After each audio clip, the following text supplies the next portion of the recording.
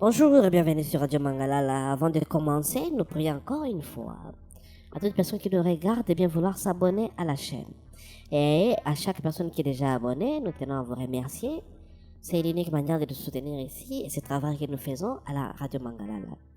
Eh bien, alors que s'ouvre ce lundi en Suisse une nouvelle session de négociation de paix entre le gouvernement congolais et la rébellion de l'Alliance Fleuve Congo et mouvement du 23 mars, une annonce a fait l'effet d'une bombe dans les cercles politiques de Kinshasa.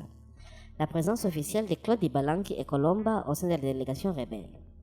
Ancien ambassadeur itinérant du président Félix Tshisekedi et coordinateur du mécanisme national de suivi d'accords cadre d'Addis Abeba, cet homme de l'ombre du pouvoir devient du jour au lendemain expert de la partie adverse, un revirement qui interroge sur les fractures internes du régime et sur les coulisses d'un processus de paix déjà fragile. Originaire du Kwilu, Claude Ibalanki et Colomba est longtemps resté une figure discrète mais influente de la diplomatie congolaise. Proche de Félix Tshisekedi bien avant son accession à la présidence, il a joué un rôle clé dans les rapprochements régionaux qui ont permis à l'IDPS de consolider ses alliances en 2018 et 2019, notamment avec Nairobi, Kampala et Pretoria.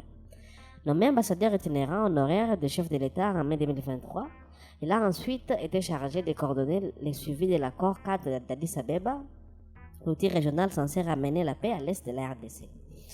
Son nom était déjà associé dès 2022 à des contacts directs avec le M23, ce qui avait embarrassé l'administration de Tshisekedi à l'époque. Des minutes de réunions confidentielles révélées par la presse spécialisée montraient un Ibalanki en première ligne pour initier les discussions avec les rebelles, avant que la ligne dure du pouvoir ne prenne le dessus. Les premiers signes d'une rupture apparaissent fin janvier 2026, présent à Goma, alors sous contrôle de l'AFC M23 depuis l'offensive éclair de janvier 2025. Claude Ibalanki affirme publiquement avoir une offre de collaboration à Corneille Nangaa, leader politique de l'Alliance Fleuve Congo, tout en démentant tout ralliement officiel. Je n'ai pas encore rejoint l'AFC M23, déclare-t-il alors, mais des 2 mois plus tard, en février 2026, les partis Repop l'exclut officiellement pour association avec l'M23. Les accusations de trahison fusent. Pour ses détracteurs, Ibalanki ne fait que joindre son camp réel après des années passées à servir les intérêts rwandais depuis le cœur du pouvoir congolais. Aujourd'hui, le masque tombe définitivement. L'AFC M23 a rendu public ce dimanche 12 avril la composition de sa délégation pour les pourparlers de Suisse. 6 négociateurs dirigés par René Abandi et 6 experts. Parmi ces derniers figurent en bonne place Claude Ibalanki et Colomba, un choix qui n'est pas anodin. L'ancien haut fonctionnaire apporte à la rébellion son carnet d'adresses diplomatiques, sa connaissance fine des mécanismes régionaux et une légitimité politique qui dépasse largement les seuls champs militaires. Les négociations lancées initialement à Doha, Qatar en avril 2025 ont été rapportées à plusieurs reprises en raison de la crise au Moyen-Orient.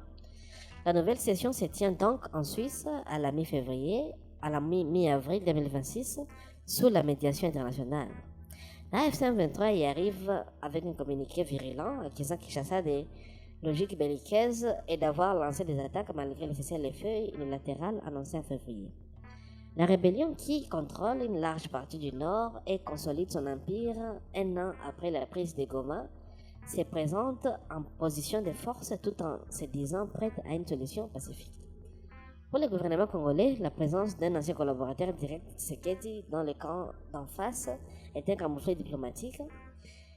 Elle risque de compliquer la lecture de la délégation officielle de Kinshasa et d'alimenter les spéculations sur d'éventuelles dissensions au sein du pouvoir. À Kinshasa, la nouvelle a suscité stupeur et colère sur les réseaux sociaux et dans les médias proches du pouvoir. On parle de trahison dans les sphères du pouvoir. Certains analystes y voient la confirmation des liens anciens entre Ibalanki et les réseaux pro-rwandais. D'autres, plus nuancés, estiment qu'il tente encore, à titre individuel, de jouer les médiateurs pour rapprocher les deux camps. L'intéressé n'a pas encore réagi publiquement depuis l'annonce de sa participation. Au-delà de la personnalité d'Ibalanki, ses rebondissements met en lumière les failles du processus de paix. L'AFC M23, coalition politico-militaire créée fin 2023 par l'ancien patron de la CENI, Corneille Nangaa, réussit à attirer des figures de l'établissement congolais, signe d'une crise de confiance profonde au sein de l'élite politique. Les négociations suisses devront aborder les questions centrales des armements, retrait des forces étrangères, accusées de soutenir la rébellion, gouvernance locale de l'Est et intégration politique des ex-rebelles. Pour l'heure, les enjeux est clair.